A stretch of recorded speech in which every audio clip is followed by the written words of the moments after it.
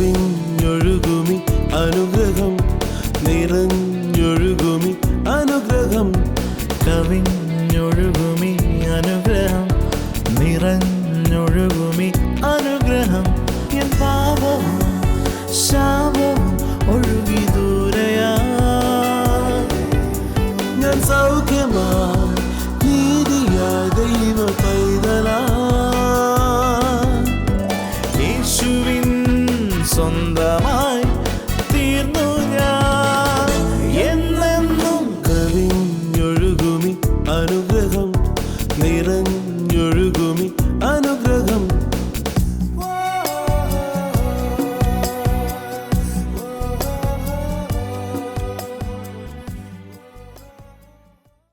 കവിഞ്ഞൊഴുന്ന അനുഗ്രഹത്തിലേക്ക് ഒരിക്കൽ കൂടെ സ്വാഗതം. ഒരു പ്രാവശ്യം കൂടെ നിങ്ങളോടൊപ്പം നിങ്ങളുടെ ഭവനത്തിൽ നിങ്ങളിരിക്കുന്ന ഇടത്ത് വരാനൊത്തതിൽ വലിയ സന്തോഷമുണ്ട്. കഴിഞ്ഞ ദിവസം നമ്മുടെ TV പ്രോഗ്രാം കാണുന്ന ഒരു അമ്മച്ചി എന്നെ കണ്ടപ്പോൾ പറയുക, ഒരു സ്ഥലത്ത് ഞങ്ങൾ മീറ്റ് ചെയ്തപ്പോൾ പറയുക, ബ്രദർ എന്നും ഞങ്ങളുടെ വീട്ടിൽ വരുന്നുണ്ട്, എത്ര സന്തോഷമാണ് നിങ്ങളുടെ ഓരോരുത്തരുടെയും സ്നേഹത്തിൻ്റെ വാക്ക് കേൾക്കുമ്പോൾ. തങ്കു ബ്രദറും ഈ അവസരത്തിൽ നിങ്ങൾക്ക് പ്രത്യേക വന്ദനവും സ്നേഹവും അറിയിക്കുകയാണ്. ഞങ്ങൾ നിങ്ങളുടെ വീട്ടിൽ എന്നും വരുന്നുണ്ട്, പക്ഷേ നിങ്ങളെയൊക്കെ കാണാൻ ഞങ്ങൾക്ക് ആഗ്രഹമുണ്ട്. അതിന് ഏറ്റവും പറ്റിയ സമയമാണ് TV പ്രേക്ഷക മീറ്റിംഗ്. നമ്മൾ കഴിവുള്ളിടത്തോളം എല്ലാ സ്ഥലങ്ങളിലും TV പ്രേക്ഷക മീറ്റിങ്ങുകൾ വെക്കുന്നുണ്ട്. നിങ്ങളുടെ സമീപത്ത് TV പ്രേക്ഷക മീറ്റിംഗ് വെക്കുമ്പോൾ വരണം. നിങ്ങളാ മീറ്റിങ്ങിൽ വരുമ്പോൾ ഒന്ന് ഓർക്കണം, ഈ TV പ്രോഗ്രാമിൻ്റെ പ്രേക്ഷകരായിട്ടല്ല, പ്രേക്ഷകർ എന്ന് മാത്രമല്ല, അതിൻ്റെ ഒരു പങ്കാളിയായിട്ടാണ് വരുന്നത്. നമ്മുടെ TV കാണുന്ന എല്ലാവരും ഈ പ്രോഗ്രാമിൻ്റെ പങ്കാളികളാണ്. സോ എനിക്കെല്ലാവരോടും പറയാനുള്ളത്, ഇന്നത്തെ പ്രോഗ്രാം ഇങ്ങനെ കാണണം, അല്ലെങ്കിൽ കുറച്ച് വചനമാണെങ്കിൽ പഠിക്കണം, ഒരു വിടുതൽ പ്രാപിക്കണം, അങ്ങനെ മാത്രം ആയിരിക്കരുത്. നിങ്ങളും ഞങ്ങളും കൂടെ ചേർന്ന് നമ്മൾ ഈ ശുശ്രൂഷ ചെയ്യുന്നത്.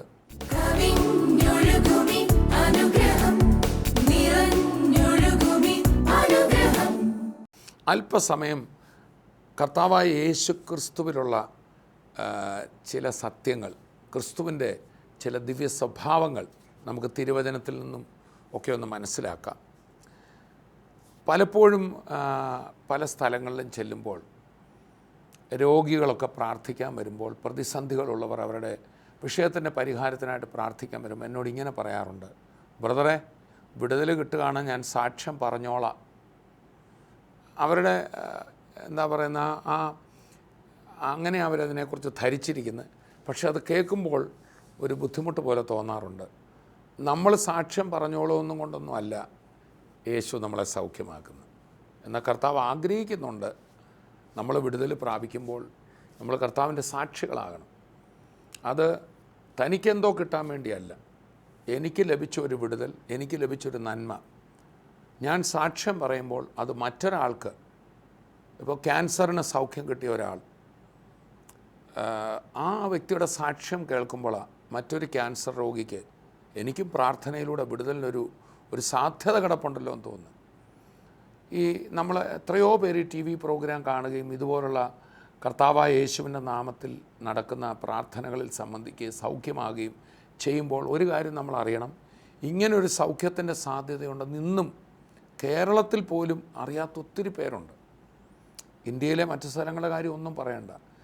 പ്രാർത്ഥനയിലൂടെ വിശ്വാസത്താൽ രോഗസൗഖ്യം കിട്ടുമെന്നോ എന്നാ ഈ പറയുന്നത് എന്നേ ആൾക്കാർ പറയത്തുള്ളൂ. പക്ഷേ ഇന്ന് TV പ്രോഗ്രാം സ്ഥിരം കാണുന്ന നിങ്ങൾക്കും എനിക്കും നമ്മൾക്ക് ഈ എന്ത് അത്ഭുത സാക്ഷ്യങ്ങളാണ് നമ്മൾ കേൾക്കുന്നത് അല്ലേ.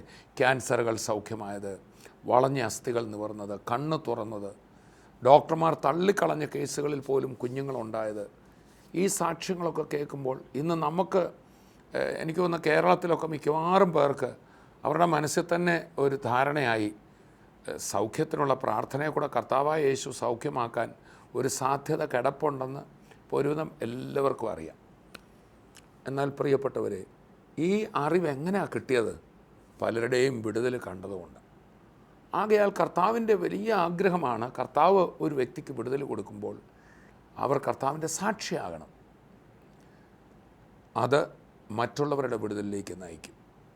മാത്രവുമല്ല, നമ്മൾ കർത്താവ് നമുക്കൊരു വിടുതൽ തന്നാൽ ചിലരെങ്ങനെയാണെന്ന് ചോദിച്ചാൽ പ്രാർത്ഥിക്കും, ഒരു വിടുതൽ കിട്ടും, അവർ ആ വിടുതലും കൊണ്ട് അങ്ങ് പോവും.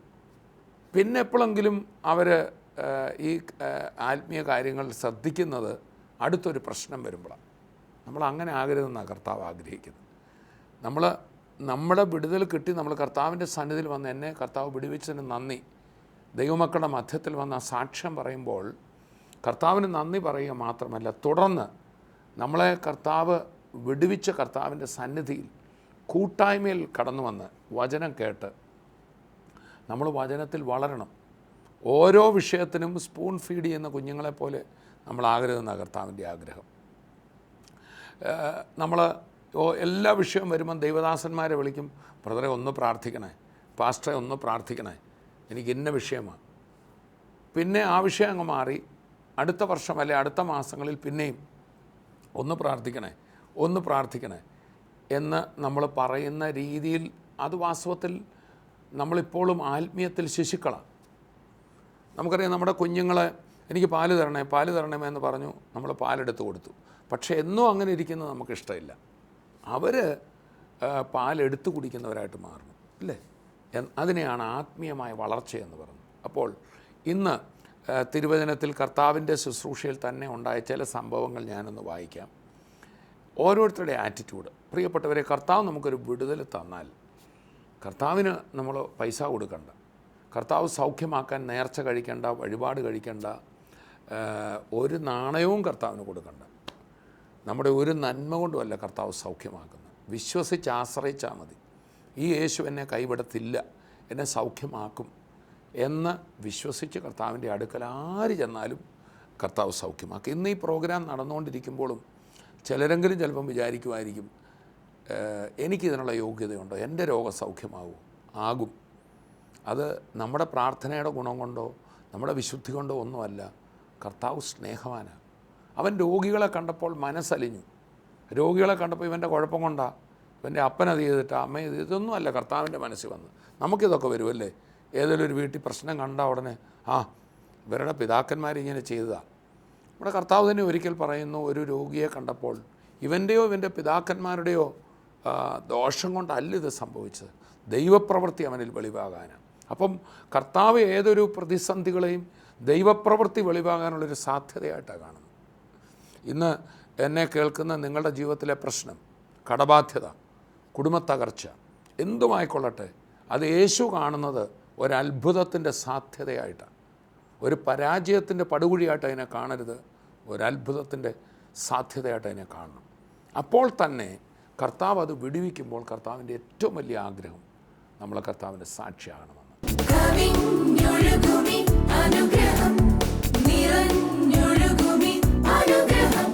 കർത്താവായ യേശുക്രിസ്തുവിൻ്റെ ശുശ്രൂഷയിൽ നടന്ന ഒരു അത്ഭുത സൗഖ്യമാണ് 10 കുഷ്ഠരോഗികൾ സൗഖ്യമായൊരു സംഭവം. അവിടെ ആ സംഭവം ഞാനൊന്ന് വായിക്കാം.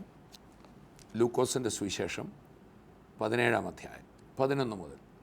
അവൻ യെരൂശലേമിലേക്ക് യാത്ര ചെയ്യുകയിൽ ശമര്യയ്ക്കും ഗലീലയ്ക്കും നടുവിൽ കൂടി കടക്കുമ്പോൾ ഒരു ഗ്രാമത്തിൽ ചെല്ലുന്നേരം കുഷ്ഠരോഗികളായ 10 പുരുഷന്മാർ അവന് എതിർപ്പെട്ടു.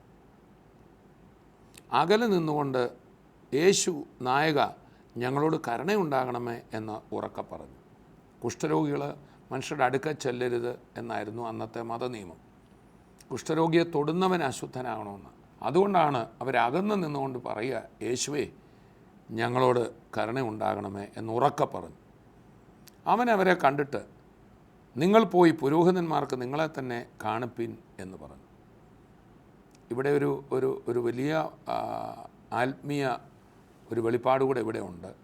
യേശുക്രിസ്തു മറ്റൊരു കുഷ്ഠരോഗിയെ തൊട്ട് സൗഖ്യമാക്കിയതായിട്ട് നമ്മൾ വായിക്കുന്നുണ്ട്. കുഷ്ഠരോഗിയെ തൊടുന്നവൻ അശുദ്ധനാകണം. പക്ഷേ യേശുക്രിസ്തുവിനെ അശുദ്ധനായിട്ട് അന്നത്തെ മതത്തിന് പ്രഖ്യാപിക്കാൻ പറ്റിയില്ല. കാരണം തൊട്ടയാൾ സൗഖ്യമായി. ഇനിയിപ്പോൾ കുഷ്ഠരോഗിയെ തൊട്ടെന്ന് ആർക്കും പറയാനൊക്കത്തില്ല. ദൈവത്തിൻ്റെ ഒരു പ്രത്യേകത, നമ്മളുടെ ഏതെങ്കിലും രോഗമോ പ്രശ്നങ്ങളോ ദൈവത്തെ ബാധിക്കുന്നില്ല. മറിച്ച് ദൈവത്തിൻ്റെ അടുക്കൽ വരുമ്പോൾ, കർത്താവായ യേശുവിൻ്റെ അടുക്കൽ വരുമ്പോൾ, അവിടുത്തെ അത്ഭുത ശക്തിയാൽ നമ്മുടെ അശുദ്ധികൾ മാഞ്ഞു പോകുകയാണ്. ദൈവത്തെ അശുദ്ധി ബാധിക്കുകയല്ല, മറിച്ച് കർത്താവിൻ്റെ പരിശുദ്ധിയുടെ സ്നേഹത്തിൻ്റെ മുമ്പിൽ നമ്മുടെ അശുദ്ധി മാഞ്ഞു പോവുക. ഒരു ദൈവശക്തിയാണ് അവിടെ വെളിപ്പെട്ടത്.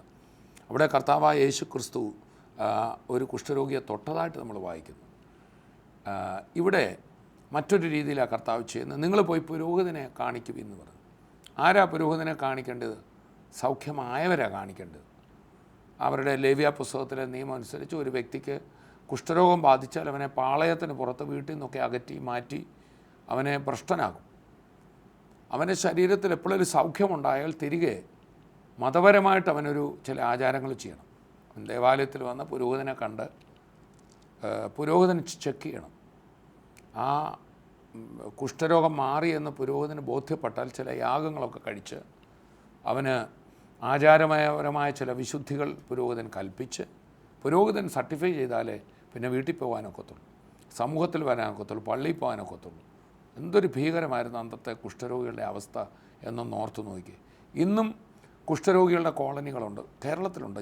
എനിക്കൊരു സ്ഥലത്തറിയാം. അവരെ മാറ്റി പാർപ്പിച്ചിരിക്കുക. അവരെ തൊടുന്ന അശുദ്ധിയൊന്നും നമ്മുടെ ഇടയിൽ ഇല്ലെങ്കിലും അവരിന്ന് മാറിയ പാർക്കുന്നത്. എന്തൊരവസ്ഥയാണ്, ഭീകരമായ അവസ്ഥ. ഇവിടെ നിങ്ങൾ പോയി പുരോഹിതനെ കാണിക്കുവീൻ എന്ന് യേശു പറഞ്ഞു എന്ന് പറഞ്ഞാൽ അപ്പോൾ അവർക്ക് സൗഖ്യമായിട്ടില്ല. ഇതാണ് വിശ്വാസത്തിൻ്റെ ഒരു വലിയൊരു പാഠം കർത്താവ് കൊടുക്കുക. ഇതെന്നെ കേട്ടുകൊണ്ടിരിക്കുന്ന രോഗികളും ഒക്കെ ഇതെടുക്കണം, പ്രതിസന്ധിയിലുള്ളവരിതെടുക്കണം. ഇന്ന് ഈ വചനം കേൾക്കുമ്പോൾ കർത്താവ് നമ്മളോട് സംസാരിക്കുക. കർത്താവിൻ്റെ അടുക്കലല്ലേ വന്നത്. കർത്താവ് പറഞ്ഞു, നീ പൊക്കോ, നീ ധൈര്യമായിട്ട് പൊക്കോ, നീ പുരോഹിതൻ്റെ അടുത്തോട്ട് പൊക്കോ. പക്ഷേ അപ്പോഴും കയ്യിൽ ശരീരത്തിൽ ഒക്കെ രോഗം ഇരിക്കുക. കർത്താവിൻ്റെ വാക്ക് ഒരാൾ ഏറ്റെടുത്ത് സ്റ്റെപ്പ് വെച്ചാൽ ലജ്ജിക്കത്തില്ലെന്നാണ് അതിൻ്റെ അർത്ഥം. നമ്മളിങ്ങനെ വായിക്കുന്നു, അവർ പോകയിൽ തന്നെ ശുദ്ധരായി തീർന്നു. ചുരുക്കി പറഞ്ഞാൽ നമ്മൾ കർത്താവിൻ്റെ അടുക്കൽ ഒരു രോഗത്തിനോ പ്രയാസത്തിനോ പ്രാർത്ഥിച്ചു കഴിഞ്ഞാൽ എൻ്റെ രോഗം മാറിയില്ലെന്നല്ല പറയേണ്ടത്, ഞാൻ സൗഖ്യമായി. നോക്കൂ, ഈ കുഷ്ഠരോഗികൾ ഇപ്പോൾ പോകുന്നത് രോഗികളായിട്ടല്ല, സൗഖ്യമായവരെ പോലെ. അപ്പം പ്രാർത്ഥിച്ചു കഴിഞ്ഞാൽ പിന്നെയും രോഗിയായിട്ടല്ല നമ്മുടെ മനസ്സിരിക്കേണ്ടത്, സൗഖ്യമായി. തുടർന്ന് നമ്മളിങ്ങനെ വായിക്കുന്നു, അവരിൽ ഒരുത്തൻ തനിക്ക് സൗഖ്യം വന്നത് കണ്ട് ഉച്ചത്തിൽ ദൈവത്തെ മഹത്വപ്പെടുത്തിക്കൊണ്ട് മടങ്ങി വന്ന് യേശുവിൻ്റെ കാൽക്കൽ കവണ്ണ് വീണ് അവന് നന്ദി പറഞ്ഞു. നമ്മുടെ വിഷയത്തിലേക്ക് ഇവിടെ നമ്മൾ വരുന്നു. ഈ 10 പേരവിടെ ഉണ്ടായിരുന്നു. ഒരുവൻ പുരോഹിതൻ്റെ അടുക്കൽ ചെന്നില്ല. വഴിയിൽ വെച്ച് തന്നെ നോക്കുമ്പം കുഷ്ഠരോഗ സൗഖ്യമായി, ശുദ്ധരായി. ഈ വ്യക്തി ഇത് കണ്ട് നിലവിളിച്ചോടി യേശു നിന്നിടത്തേക്ക് ഓടി വരിക. ഇവരെവിടായിരുന്നു? ഇവർ പട്ടണത്തിൻ്റെ വെളിയിലായിരുന്നു. ഇവരെവിടായിരുന്നു? പട്ടണത്തിലെ വേസ്റ്റൊക്കെ ഇടുന്ന ചണ്ടിക്കൂമ്പാരം പോലുള്ള സ്ഥലത്തായിരുന്നു. എല്ലാവരും തള്ളിക്കളഞ്ഞ സ്ഥലത്തായിരുന്നു. അവിടെ ആരും ചെന്നില്ല. പ്രിയപ്പെട്ടവരെ, ഇതുപോലെയാണ് കർത്താവിൽ നിന്ന് വിടുതൽ പ്രാപിച്ചവർ നമ്മൾ കൂട്ടായ്മയിലേക്ക് വരണം, ദൈവമക്കളുടെ അടുക്കലേക്ക് വരണം, കർത്താവിൻ്റെ സന്നിധിയിൽ വരണം. നമുക്ക് കിട്ടിയ വിടുതലുമായി എൻ്റെ പഴയ പ്രശ്നമൊന്നും ആരും അറിയണ്ട, സമൂഹത്തിൽ മാന്യനാകാം, അതല്ല ശരിയായ ആറ്റിറ്റ്യൂഡ്. നമ്മൾ സാക്ഷ്യം പറയുന്നത് കർത്താവിന് എന്തോ കിട്ടാൻ വേണ്ടിയല്ല. ഞാൻ പറഞ്ഞല്ലോ, എൻ്റെ അടുക്കൽ ഒരു വ്യക്തി വന്നിട്ട് പറയുകയാണ്, ബ്രദറെ പ്രാർത്ഥിക്കണേ, ഞാൻ സാക്ഷ്യം പറഞ്ഞോളാം. ഞാൻ അദ്ദേഹത്തോട് പറഞ്ഞു, ബ്രദറെ, നമ്മൾ സാക്ഷ്യം പറഞ്ഞുകൊണ്ട് കർത്താവിനെ കണ്ട് കിട്ടുമോ? നമ്മൾ സാക്ഷ്യം പറയുന്നത് കർത്താവിന് വേണ്ടിയല്ല, അനേകരുടെ അനുഗ്രഹത്തിന്. അതുപോലെ മുൻപ് ഒരിക്കലൊരു വലിയ വിടുതൽ പ്രാപിച്ച ഒരു കുടുംബം, അവർക്ക് വീണ്ടും മറ്റൊരു പ്രശ്നം വന്നു. അവർ ആ വിടുതൽ പ്രാപിച്ചു പോയി. അവരൊരിക്കലും കൂട്ടായ്മയിൽ വന്നില്ല, പിന്നെ വന്നില്ല. ഒരു കാര്യങ്ങൾ അങ്ങനെ പോയി. അവർ പിന്നെ മറ്റൊരു വിഷയം ഉണ്ടായപ്പോൾ എന്നെ വിളിച്ചിട്ട് പറഞ്ഞു, ബ്രദറെ, പണ്ട് ആ വലിയ വിടുതൽ കിട്ടിയതിന് ഞങ്ങൾ വന്ന് സാക്ഷ്യം പറഞ്ഞില്ലായിരുന്നു എന്ന് പറഞ്ഞാൽ അതുകൊണ്ട് ഇനി ദൈവം തന്നതാണോ ഇതെന്നുള്ള നിലയിലാണ്. ഇതാ വാസ്തവത്തിൽ ഇന്നത്തെ സന്ദേശത്തിൻ്റെ ഉദ്ദേശം. നമ്മുടെ കർത്താവിൻ്റെ സ്വഭാവത്തെ നമ്മൾ അറിയണം. നമ്മളൊരു സാക്ഷ്യം പറഞ്ഞില്ലെങ്കിൽ നമ്മുടെ തലയിലോട്ട് അടുത്ത പ്രശ്നം ഇടുന്നയാളല്ല കർത്താവ്. ഒരു പ്രതിസന്ധിയുടെയും ഓദർ കർത്താവല്ല. നമ്മൾ സാക്ഷ്യം പറയുന്നതോ സുവിശേഷ വേല ചെയ്യുന്നതോ അടുത്ത രോഗം കർത്താവ് എനിക്ക് തരരുതെന്ന് പേടിച്ചിട്ടല്ല. നമ്മൾ സ്തോത്രകാഴ്ച ഇടുന്നതോ കർത്താവിന് കൊടുക്കുന്നതോ, ചിലർ ദൈവത്തെ സേവിക്കുന്നത് ദൈവം എനിക്ക് വേറെ വിഷയമൊന്നും വഴിക്കുണ്ടാക്കരുത്, അതുകൊണ്ട് ദൈവത്തിന് കൊടുക്കാനുള്ള കൊടുത്തങ്ങ് മാറ്റി നിർത്തേക്കാം. നമുക്ക് ദൈവത്തെക്കുറിച്ച് വളരെ വികലമായൊരു ധാരണയാണ്. ദൈവം നല്ലവാനാണ്, സ്നേഹവാനാണ്. നമ്മൾ സാക്ഷ്യം പറയുമെന്ന് കണ്ടിട്ടല്ല, നമ്മൾ നന്ദി പറയുമെന്ന് കണ്ടിട്ടല്ല, നമ്മൾ കൂട്ടായ്മ വരുമെന്ന് കണ്ടിട്ടല്ല. ഞാൻ എന്നോട് ഇങ്ങനെ സംസാരിച്ച വ്യക്തിയോട് ഞാൻ പറഞ്ഞു, ബ്രദറെ, നിങ്ങൾ പറയുന്നു ഇനി നേരത്തെ സൗഖ്യം കിട്ടിയിട്ട് കൂട്ടായ്മ വന്ന് നന്ദി പറയാഞ്ഞിട്ടാണോ, സാക്ഷ്യം പറയാഞ്ഞിട്ടാണോ പിന്നെയും ഞങ്ങൾക്ക് ഈ പ്രശ്നം വന്നതെന്ന് നിങ്ങൾ പറയുന്നു. നിങ്ങൾ വിചാരിക്കുന്ന ആളല്ല യേശു. കർത്താവായ യേശു ക്രിസ്തുവിനെ പിടിക്കാൻ വാളും വടിയുമായി ഗെത്സമനാ തോട്ടത്തിലേക്ക് പട്ടാളക്കാരെ അയച്ചു, പുരോഹിതന്മാരും മറ്റും. യൂദായാണ് അവർക്ക് വഴി കാണിച്ച് കർത്താവിനെ കാണിച്ചു കൊടുത്തത്, യേശുവിൻ്റെ ശിഷ്യൻ.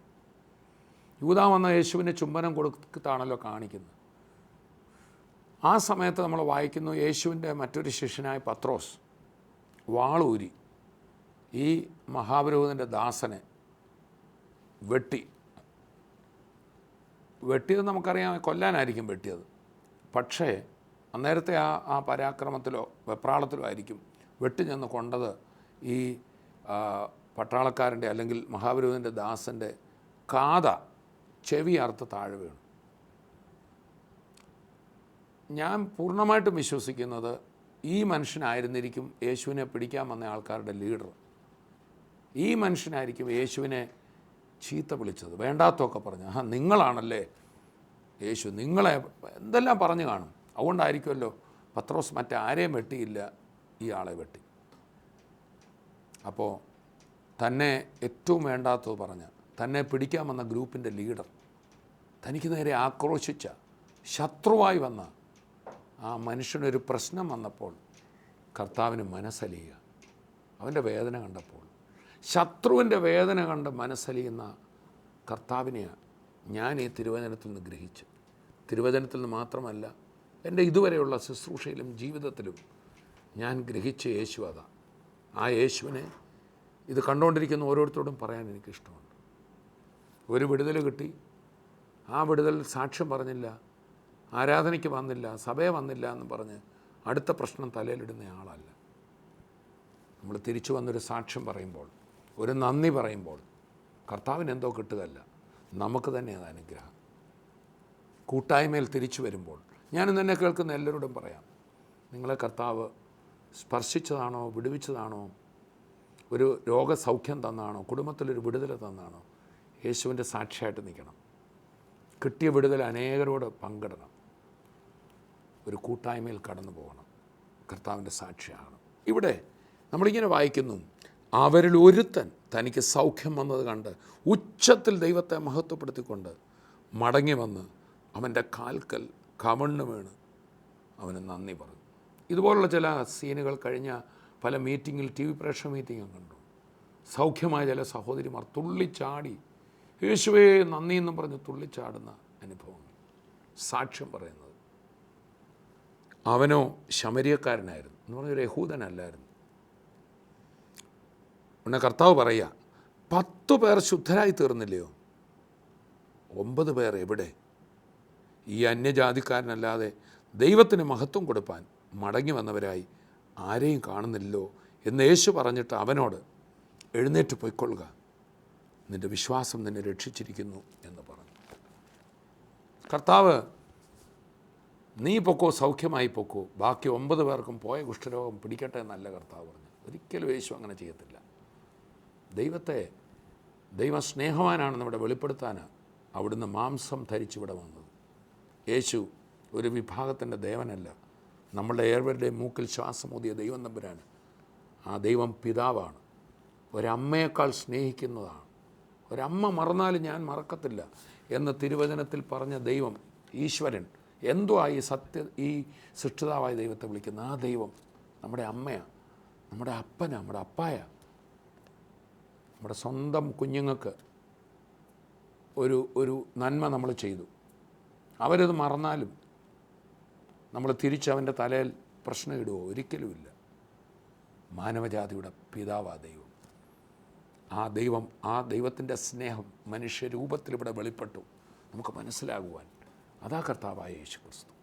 കവിഞ്ഞൊഴുകുമി അനുഗ്രഹം, നിറഞ്ഞൊഴുകുമി അനുഗ്രഹം. പ്രിയപ്പെട്ടവരെ, ഞാൻ കർത്താവിൽ നിന്ന് എന്തെങ്കിലും നന്മ പ്രാപിച്ചവരോട് ഞാനൊരു കാര്യം പറയാം. കർത്താവിൻ്റെ സാക്ഷിയാകണം, ദൈവമക്കളുടെ അടുക്കൽ വരണം. നമ്മൾ എബ്രായ ലേഖനം 11 മോശയെക്കുറിച്ച് പറയുമ്പോൾ ഒരു വചനമുണ്ട്. താൻ ഫറവോൻ്റെ പുത്രിയുടെ മകൻ എന്ന് വിളിക്കപ്പെടുന്നതിനേക്കാൾ ക്രിസ്തുവിൻ്റെ നിന്ന വലിയ ധനമെന്നെണ്ണി. ദൈവജനത്തോടു കൂടെയുള്ള അവിടെ അനുഭവിക്കുന്ന പീഡനവും കഷ്ടവും താൻ ശ്രേഷ്ഠമെന്നെണ്ണി. ദൈവത്തിൻ്റെ മക്കളെ, ഒരാൾ കർത്താവിൻ്റെ അടുക്കലേക്ക് മടങ്ങി വരിക എന്ന് പറഞ്ഞാൽ വിടുവിച്ച, തനിക്ക് വേണ്ടി പ്രാർത്ഥിച്ച, ദൈവം ഉപയോഗിച്ച ദൈവദാസന്മാരും ദൈവമക്കളും ആ കൂട്ടായ്മയിൽ കടന്നു വന്ന് എൻ്റെ കർത്താവിനെ വിടുവിച്ചു എന്നൊരു സാക്ഷ്യം പറയണം. ആ 9 കുഷ്ഠരോഗികളും സൗഖ്യമായപ്പോൾ ആ പുരോഹിതൻ്റെ സർട്ടിഫിക്കറ്റ് ഒന്ന് കിട്ടാൻ, സമൂഹത്തിലൊന്ന് ചെല്ലാൻ, ആളാകാൻ അവർ കൊതിച്ചു. പക്ഷെ ഒരുവൻ മാത്രം ഓടി മടങ്ങി വന്നു. യേശു ഇപ്പോഴും ഇവിടെ പാളയത്തിന് പുറത്താണ്. അതുകൊണ്ടാണ് എബ്രായ ലേഖനം 13 പറയുന്നത്, നാം അവൻ്റെ നിന്ന ചുമന്ന് പാളയത്തിന് പുറത്ത് അവൻ്റെ അടുക്കൽ ചെല്ലുക. നമ്മളും പാളയത്തിന് പുറത്തായിരുന്നു. പാളയത്തിന് പുറത്ത് ഇന്നും ഭ്രഷ്ടരായി തകർന്നവരായി 10,000 കിടക്കുകയാണ്. അവിടെ ചെല്ലണം. എൻ്റെ വിടുതലുമായി ഞാൻ നല്ല സ്റ്റാറ്റസ് ഉള്ളിടത്ത് പോവുകയല്ല. നമ്മുടെ കർത്താവ് ക്രൂശിക്കപ്പെട്ടപ്പോൾ പരസ്യസ്ഥലത്ത് നിന്ന പാത്രമായി നഗ്നനായി ക്രൂശിക്കപ്പെടാൻ തയ്യാറായെങ്കിൽ കർത്താവിൻ്റെ സാക്ഷിയായി 10 പേരെ അറിയട്ടെന്നേ. ഒതുക്കത്തിൽ ഒരു ഒളിവ് സാക്ഷിയായിട്ടല്ല, പരസ്യ സാക്ഷിയായി കർത്താവിന് വേണ്ടി നിൽക്കുവാൻ കർത്താവിൻ്റെ സ്നേഹം നമ്മളെ മാടി വിളിക്കുന്നു. ഇനി നമ്മൾ സാക്ഷിയായില്ലേ, അതുകൊണ്ട് കർത്താവ് അടുത്ത പ്രശ്നം തലയിലിടത്തില്ല. യേശുവിനെ നിന്ദിക്കേണ്ട നമുക്ക്. അവിടുത്തെ സ്നേഹം മാറാത്തതാ. നമ്മൾ വീണ്ടും ചെന്നാലും കർത്താവ് നമ്മളെ സൗഖ്യമാക്കും. പ്രശ്നങ്ങൾ ഇടുന്നത് പിശാച, തകർച്ച കൊണ്ടിരുന്ന സാത്താന. നമുക്ക് ദൈവസ്നേഹത്തെ രുചിച്ചറിയാം, കർത്താവിൻ്റെ സാക്ഷികളാകാം. എനിക്കറിയാം, വചനം നിശ്ചയമായിട്ട് നമ്മളെ ഒരു മാനസാന്തരത്തിലേക്ക് നടത്തുന്നുണ്ട്. കർത്താവെ സോറി എന്ന് പറയുവാൻ നമുക്ക് വരുന്നുണ്ട്. നമുക്ക് കർത്താവ് ചെയ്ത നന്മകളൊന്നും ഓർക്കാം. നമുക്ക് ആർക്കെങ്കിലും പിറുപിറുക്കാൻ എന്തെങ്കിലും ഉണ്ടോ? ഒരു കാലത്ത് എന്നെ ഒന്ന് വിടുവിച്ചാൽ മതി എന്നും കൊണ്ടിരുന്ന ദൈവമക്കൾ സഭയ്ക്കകത്ത് അങ്ങോട്ടും ഇങ്ങോട്ടും മത്സരിക്കുമ്പോൾ, കർത്താവ് നടത്തിയ വഴികൾ മറക്കുമ്പോൾ ക്രിസ്തുവിൻ്റെ ഹൃദയം വേദനിക്കുക. നമുക്ക് കർത്താവിൻ്റെ അടുക്കലേക്കൊന്ന് വരാം. ഇന്ന് നമ്മൾ ഒന്നിച്ച് പ്രാർത്ഥിക്കുമ്പോൾ എനിക്ക് ഉറപ്പുണ്ട് ഇനിയും സൗഖ്യങ്ങൾ നടക്കും, വലിയ വിടുതലുകൾ നടക്കും. അവിടത്തേക്ക് സൗഖ്യമാക്കാൻ മാത്രമേ അറിയത്തുള്ളൂ, രോഗം തരാൻ അറിയില്ല. നമുക്ക് പ്രാർത്ഥിക്കാം. പിതാവേ, ഞങ്ങളങ്ങേ സ്തുതിക്കുന്നു. അങ്ങയുടെ സ്നേഹത്തിൻ്റെ ആ വചനമാണ് ഞങ്ങൾ കേട്ടത്. കർത്താവിന് നന്ദി. കർത്താവിന് നന്ദി യേശുവേ. ഞങ്ങളെ വിടുവിച്ചതിനായി നന്ദി. ഞങ്ങളാരും ഒരു യോഗ്യതയുമില്ലാത്തവരായിരുന്നു. ഇന്ന് കർത്താവ് ഇത് കേട്ടുകൊണ്ടിരുന്ന ഓരോ മക്കളെയും അവിടുന്ന് സ്പർശിക്കണമേ. കർത്താവ് കൊടുത്ത വിടുതൽ മറച്ചു വെക്കാതെ അനേകരുടെ മുമ്പിൽ സാക്ഷിയാകാനും കൂട്ടായ്മയിലേക്ക് കടന്നു ചെല്ലുവാനും ഞങ്ങളെ വിടുവിച്ച കർത്താവിൻ്റെ അടുക്കൽ മടങ്ങി വന്ന് ദൈവമക്കളോട് ചേർന്ന് കർത്താവിനെ സ്തുതിക്കുവാനും ഓരോ മക്കളെ സഹായിക്കണം. ഞാൻ അവർക്ക് വേണ്ടി പ്രാർത്ഥിക്കുന്നു. ഇപ്പോൾ രോഗികളായി എന്നെ കേൾക്കുന്നവരുടെ മേൽ അങ്ങയുടെ അത്ഭുതകരം നീളുന്നതിനായി സ്തോത്രം. കൈകളൊക്കെ വ്രണം പോലിരിക്കുന്ന ആരോ യേശുവിൻ്റെ നാമത്തിൽ സൗഖ്യമാകും. ശരീരം ഡ്രൈ ആകുന്ന രോഗം യേശുവിൻ്റെ നാമത്തിൽ സൗഖ്യമാകും. ശബ്ദം വെളിയിൽ വരാത്ത അവസ്ഥ യേശുവിൻ്റെ നാമത്തിൽ സൗഖ്യമാകും. ഹാർട്ട് ബ്ലോക്കുകൾ, മുഴകൾ, പ്രതിസന്ധികൾ ഇപ്പോൾ വിട്ടുമാറട്ടെ. കുടുംബ അസ്വസ്ഥതകൾ വിട്ടുമാറട്ടെ. യേശുവേ, കർത്താവ് ചെയ്തതാണെന്ന് ദുഷ്ടൻ തെറ്റിദ്ധരിപ്പിച്ച് ചില രോഗങ്ങൾ വ്യക്തികളിലിട്ടിരിക്കുന്നു. കർത്താവ് ആർക്കും രോഗം കൊടുത്തിട്ടില്ലല്ലോ. യേശു ക്രിസ്തുവിൻ്റെ നാമത്തിൽ രോഗബന്ധനം അഴിയട്ടെ. സാത്താൻ്റെ കെട്ടുകൾ പൊട്ടട്ടെ. അസമാധാനം മാറട്ടെ. വിടുതലാകട്ടെ. കർത്താവിൻ്റെ കരം നീട്ടി വിടുവിച്ചതിനായി നന്ദി. യേശുവിൻ നാമത്തിൽ തന്നെ ആമേൻ. ആമേൻ. കർത്താവ് നമ്മെ അനുഗ്രഹിക്കട്ടെ. ആ രക്തസ്രവക്കാരി സ്ത്രീയെ കർത്താവിനെ തൊട്ടവൾ സൗഖ്യമായപ്പോൾ കർത്താവ് ചുറ്റും തിരിഞ്ഞിട്ട് പറഞ്ഞു, ആരോ എന്നെ തൊട്ടു. സ്ത്രീ മറഞ്ഞിരിക്കാമെന്ന് വിചാരിച്ചു, പക്ഷെ വെളിയിൽ കൊണ്ടുവന്നു. സൗഖ്യം കിട്ടിയ വിടുതൽ പ്രാപിച്ച നാളും നമ്മളാരും മറഞ്ഞിരിക്കാനല്ല കർത്താവ് ആഗ്രഹിക്കും. വെളിയിൽ വന്നാട്ട് കർത്താവിൻ്റെ സാക്ഷിയായാട്ട് വിടുവിച്ച സമൂഹത്തിൽ ദൈവമക്കളുടെ കൂടെ കടന്നു വന്ന് ആരാധിക്കണം, സാക്ഷിയാകണം. കർത്താവ് നമ്മളെ ധാരാളമായ നന്മകളാൽ നിറയ്ക്കട്ടെ. അടുത്ത എപ്പിസോഡിൽ വീണ്ടും കാണാം. അതുവരെയും കർത്താവ് തൻ്റെ മഹാകൃപയിൽ നമ്മെ സൂക്ഷിക്കും. All blessings in Jesus' name. Amen.